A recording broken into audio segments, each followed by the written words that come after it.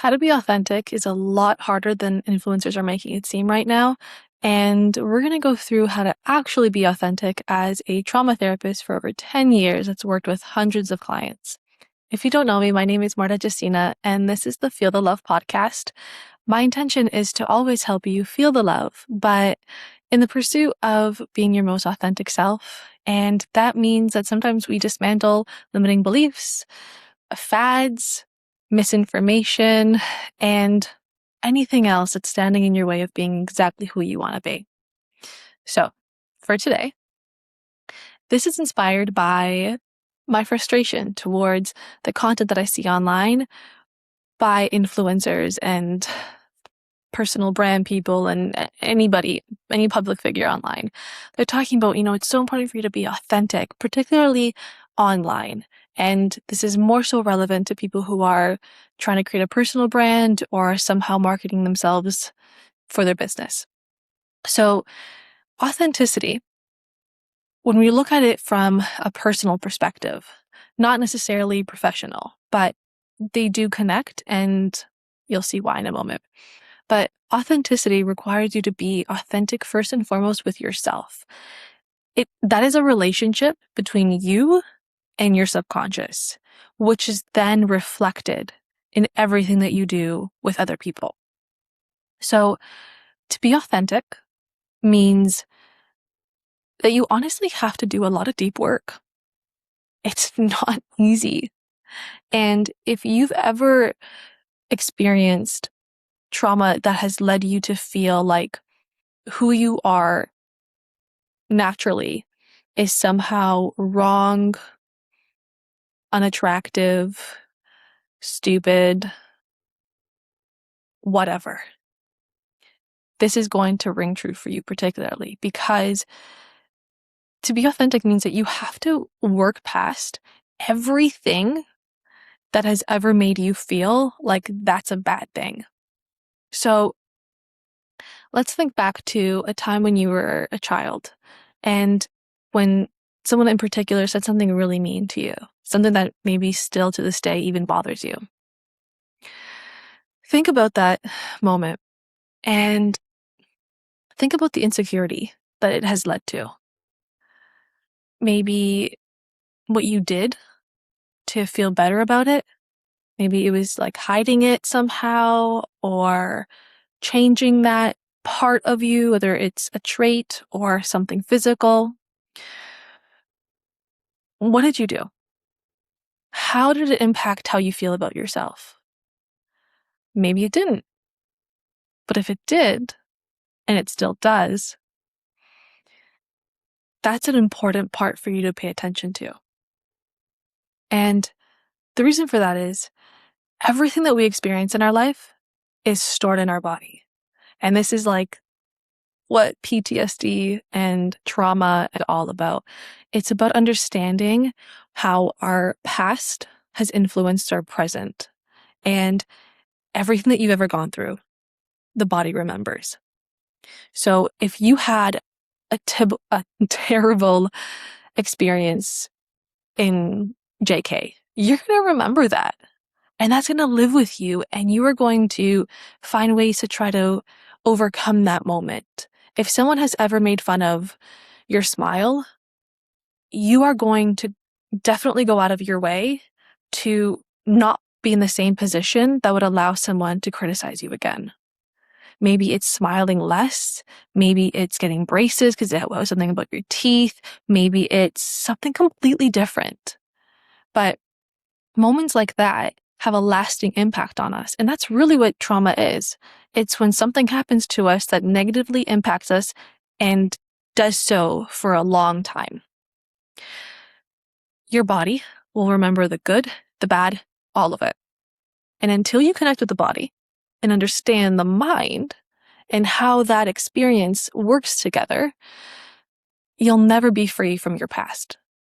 And this is what a lot of influencers are not getting to when they talk about authenticity. They say, you just have to be authentic, put yourself out there, and just share what you've got to share with the world. It's not that easy.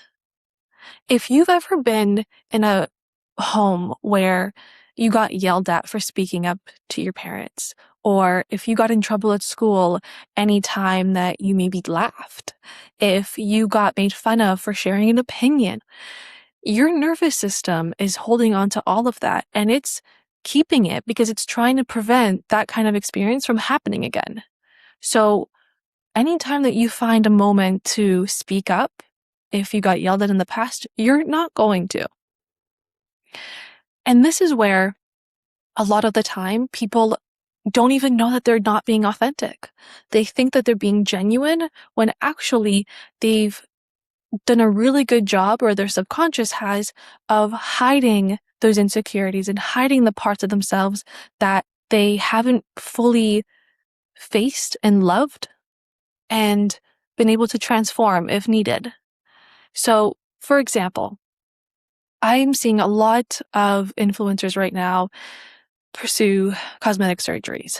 And if you don't know, cosmetic surgeries can be incredibly helpful for people. Particularly, they started around post-World War eras when soldiers were coming home with massive deformities, terrible injuries that have left them looking nothing like they did before. And that was a massive shift, that people were able to somehow recover from something so traumatic and somewhat feel like themselves again.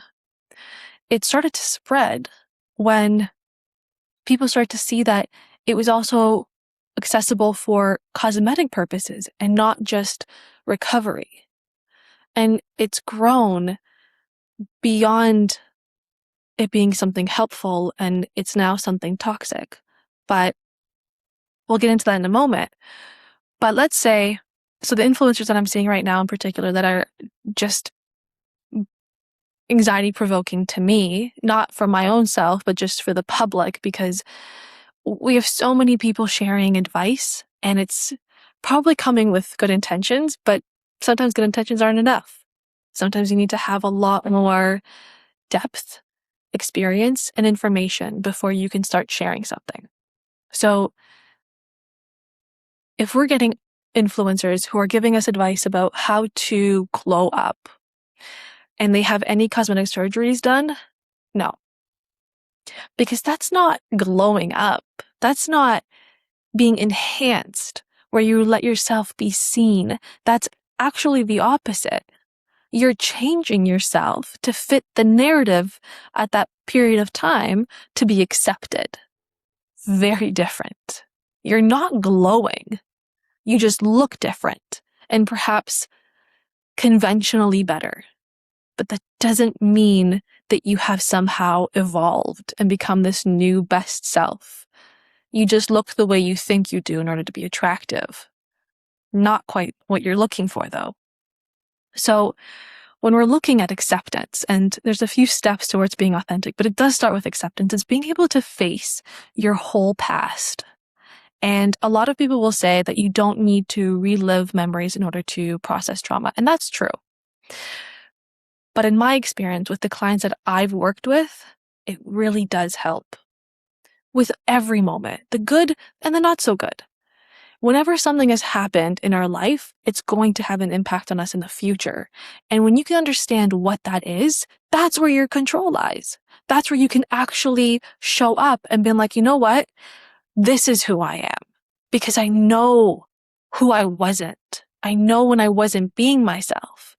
And there's this huge uproar of wanting to fit in. And I mean, it's the trends that we're seeing and the fads that are coming up are changing so drastically, and people with them. But to be authentic is not to follow a trend. It's not to do anything. It's just to be yourself. So it starts with radical acceptance. Can you look at yourself and all of your flaws or imperfections and just be okay with them? No judgment, nothing like that. Can you just be okay with the fact that sometimes you don't eat the way that you want to? Maybe you overeat. Maybe you eat foods that aren't healthy for you. Can you just be okay with that? Not change it, not judge it, just be okay with it. Are you okay with the fact that you have a mole on your face? Can you just be okay with it? Just notice that there are things about you that someone might notice and might criticize. Not for any good reason. They just might. That's number one. And that's where a lot of, I would say, influencers nowadays are not growing, is that they're not willing to accept themselves. They see themselves and then it's immediate judgment. But there's space between seeing and judging, and it's just noticing. It's taking it in. It's thinking, why do I have this judgment? Where did it come from? And oftentimes it comes from people who are hurting themselves. Because happy people don't hurt people. People who are dealing with insecurities and don't know how to deal with them start throwing insecurities at other people because that's what makes them feel good, like a bully. So if you can see yourself and be okay with what you see, that's number one. Number two, huge turn, is to notice what parts of you serve you and feel magical, important, and which ones don't. Perhaps you're looking at, we'll do appearance and we'll do personality. So let's say you're looking at yourself and you're noticing that your skin doesn't look clean because you haven't washed it in a few days. That would be a good place to start.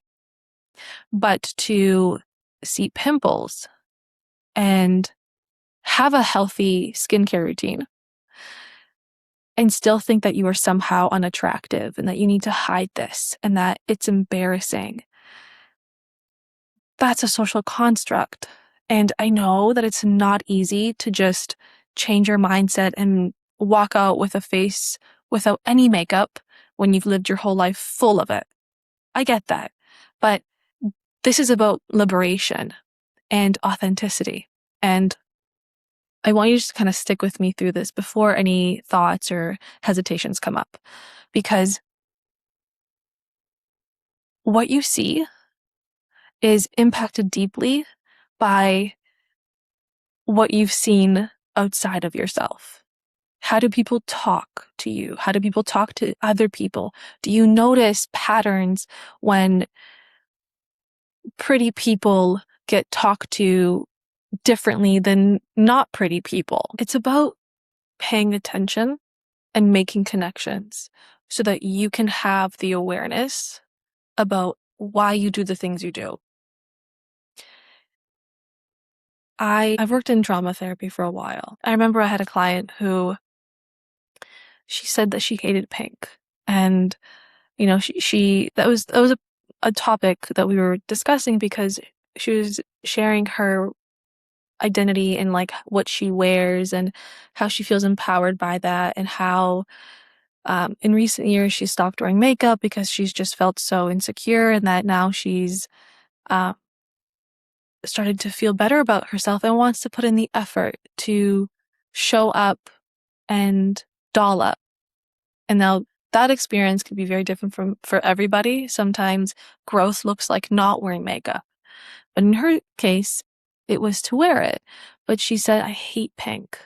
And we dove into that. And it had to do with the fact that she was called a girly girl when she was younger.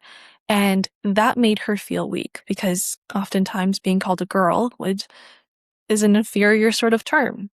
And she didn't want to be associated with being a girl because she didn't want to be seen as less than. And that's why she avoided pink. She didn't want anyone to think that she was a doormat or an easy target.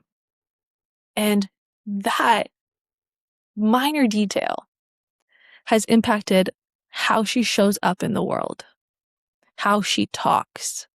She took on so many different behaviors and characteristics to try to show up as this tough woman who didn't need anybody, when in fact, that was all a facade, and she was deeply hurting and had an entire lifetime worth of pain and suffering that she wanted to get out. And right now, especially influencers who do have a really big influence are sharing things that they think is genuine and it's not because they haven't gotten deep enough. And I can assure you that when you do real work, it's incredibly difficult and very rare to actually speak up about it in great detail for anyone to know. Because the healing journey is so personal. It's between you and you. It's not even between your abusers or bullies or anybody. It's about healing the relationship that you have with yourself and how you've been hurting yourself or hiding yourself because of something and in pursuit of belonging. And once you get past the acceptance and you can see, okay, so now if I were to put into a category, what is serving me and what is not, I want to make those changes. What is helping me be healthy? That should be your number one priority. We're trying to focus on being successful right now. That'll come. But your health is number one. And anytime that you pursue success and you don't do so from a place of authenticity, your business will collapse or whatever ventures you're going for will not work out and your health will suffer. So if you find yourself feeling like you're constantly facing some sort of block where, you get some progress and then it crashes. And then you have to rebuild and then it crashes. Whether that's in any area of your life, whether that's relationships, whether that is career, whether that is personal goals. If you get to a certain point and then you're back down, there's a block. There's something happening. And your nervous system is like playing back memories and remembering, oh my gosh, I don't want to go through this again. And so it's hindering your ability to progress. Maybe it's because you have a fear of being genuine with people, and that's why you constantly sabotage your relationships. Maybe you are scared to actually commit to a goal because you were told you're not good at anything. And so you want to achieve something, but you don't put in all your effort because you're scared of failing, so you kind of just fail on purpose. To be authentic is to be raw, to notice that you have things about you that do need to improve. Maybe narcissistic traits, maybe it's binging, maybe it's being self-critical. For the people who are trying to teach you how to be authentic, it has nothing to do with what you post. It has everything to do with why you post it. What's the energy behind it? If you are creating from a place of fear, that'll show. If you are making choices from a place of insecurity, that'll show. And I just want to give an example, and this is not meant to sound judgmental in any way. This is coming from a professional perspective. And oftentimes, I've seen women in relationships that they come to me saying, my relationships always end. Why am I always with these guys? Why do I always get broken up with? Or why do I always get the guy who's unfaithful? I've seen a trend, and you can disagree with this, but a woman who has had a lot of cosmetic surgery done has a lot of, oftentimes, very low self-esteem. And people love that. People who are narcissistic, in particular men, narcissistic men love insecure women because they feel grand when they make you feel small. And the more that they can manipulate you and trick you and lie to you, the better they feel. And your Your body is your subconscious mind. That's a quote by Joe Dispenza.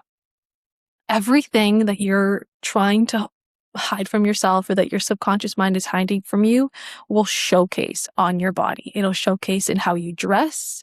It'll showcase in how you do your hair, in how you do your makeup, in whether you do makeup, in whether you exercise, how you eat, how you sleep, everything.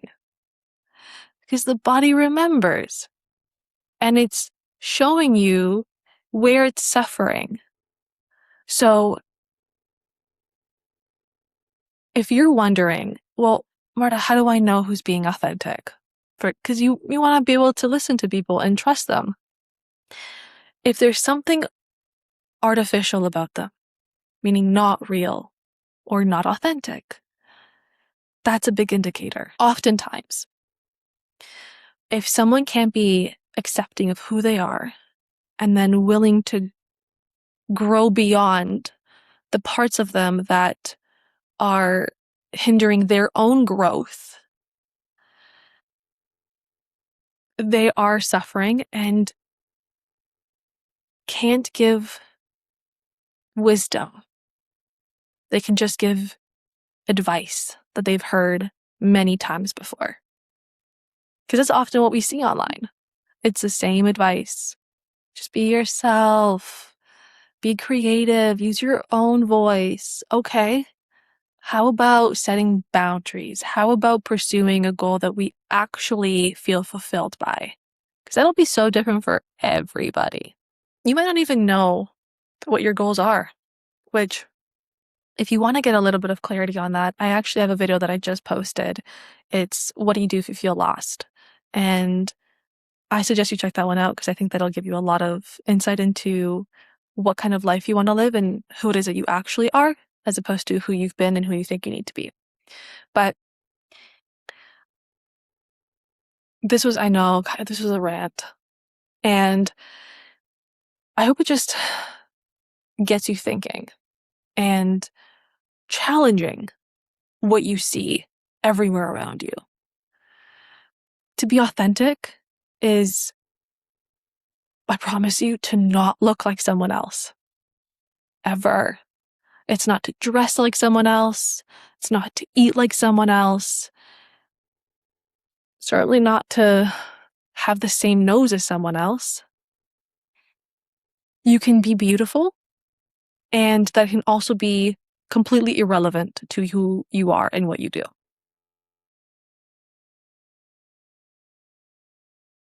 I think this is a good place to end because I don't really know if there's any more I can say. There is a lot more I can say, but I think we're good here for now. But please let me know what you think about this video. I know this was just like all over the place and it really just came from the heart. So you're going to have to just take what you need and leave the rest. But what was helpful, maybe what wasn't, what do you want more of? What do you want less of? Oh, and subscribe. It would really help me reach more people, help create a more loving environment where everyone can just be themselves. Because that's really what we need. That's just what's going to help us grow as a beautiful planet, is the more that we feel safe and do things from a place of freedom and peace and not fear and anger. But for now, I hope that I was able to help you feel the love. I'll talk to you soon. Have a lovely day.